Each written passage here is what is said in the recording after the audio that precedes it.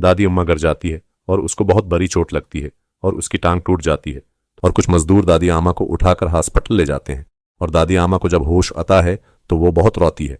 Doctor उसको बताती है कि आपकी टंग टूट गई है, इसको ठीक होने में टाइम लगेगा। दादी अम्मा बहुत परेशान हो जाती है और वो रोने लग पड़ती है और कहती है कि अब मैं कैसे काम करूंगी और मैं अपने पूतों को कैसे खाना खिलाऊंगी। पूते दादी अम्मा को इस हालत में देख के बहुत परेशान हो जाते हैं और फिर वो दादी अम्मा को घर में काम नहीं करने देते। वो खुद खाना बनाते हैं और दादी अम्मा बैठ के देखती है। फिर ये सब मिलकर खाना खाते हैं और फिर बच्चे सो जाते हैं तो दादी अम्मा सोच में पड़ जाती है कि अब मैं कैसे उनके लिए कमाऊंगी। वो सोचती है कि अब मैं फारिग तो नहीं बैठ सकती, कुछ ना कुछ तो मुझे करना ही होगा। जैसे ही सुबह होती है तो दादी बाहर जाती है कंस्ट्रक्शन वाले के पास और इससे जाकर बोलती है कि मुझे थोड़े पैसे आधार दे दो। और वो इसको बोलता है, जाओ बीबी, तुम अपना अब देखो, तुमने कहा मेरे पैसे वापस करने हैं, मैं तुम्हें आधार नहीं दे सकता। और फिर दादी आमा वहां से आ जाती है और वो बहुत रो रही होती हैं। उनको कुछ समझ नहीं आ रहा होता कि अब मैं क्या बोलूं या क्या करूं।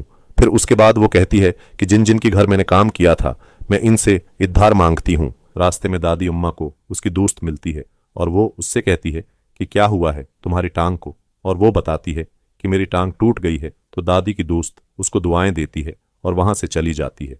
फिर दादी अम्मा घर पर आती है और अपने पूतों के साथ खाना वगैरह खाती है और उनसे बातें वगैरह करती है, लेकिन वो अंदर से बहुत परेशान होती है। वो बस इसी सोच में होती है कि सुबह होगी और मैं जहां जहां काम करती थी वहां जाऊंगी और इनसे उधार पैसे लूंगी।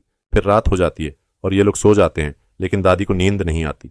दादी सारी रात बस बैठी रहती है, परेशान और सोचती रहती है। सुबह बच्चे स्कूल जाते हैं तो मास्टर साहब बच्चों को डांटता है और कहता है कि फेस क्यों नहीं लेकर आए, तुम लोग जब तक फेस नहीं लाओगे तो मैं तुम लोगों को क्लास में नहीं बैठाऊंगा। बच्चे रोते हुए वहां से चले जाते हैं और घर आते हैं तो फिर दादी को बताते हैं कि दादी मास्टर साहब ने हमें बहुत जलील किया है, उन्होंने कहा है जब तक फेस नहीं लाओगे तो तुम लोग नहीं आ सकते।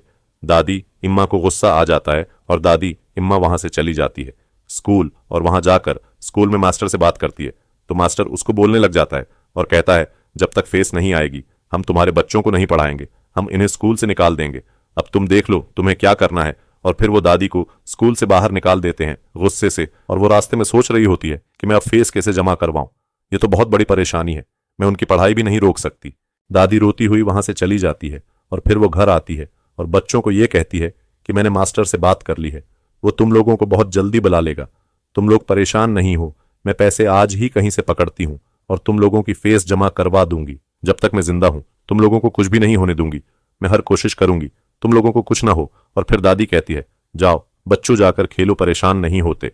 फिर दादी अम्मा घर से चली जाती है, वो पैदल जा रही होती है बड़ी मुश्किल से, और फिर वो अपनी मालकन के पास आती है और उसको बोलती है मुझे कुछ पैसे उधार चाहिए, और मालकन उसको जलील करके भेज देती है। लेकिन दादी हार नहीं मानती और दादी वहाँ से खामोशी से चली जाती है।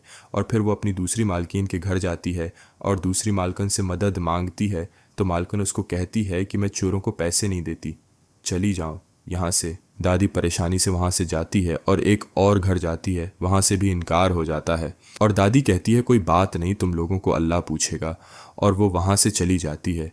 फिर वो जा रही होती हैं और बारिश इतनी तेज़ होने लग पड़ती है। दादी बहुत परेशान होती है, दादी अपनी सोच में होती है, लेकिन दादी को ये नहीं पता होता कि दादी के पीछे एक कोता लग गया है। जब दादी पीछे मड़ के देखती है तो एक कोता दादी को काटने की कोशिश कर रहा होता है। फिर दादी वहाँ से भागती है, जितना दादी से भागा जाता है, और कोता दादी के पीछे भाग रहा होता है। दादी भागी जा रही होती है, रात का टाइम होता है, दादी को नज़र भी नहीं आ रहा था और दादी कन्वे में गिर जाती है और कोता फिर वहाँ से चला जाता है। दादी अंदर बेहोश पड़ी होती है, दादी को होश ही नहीं होती। फिर अचानक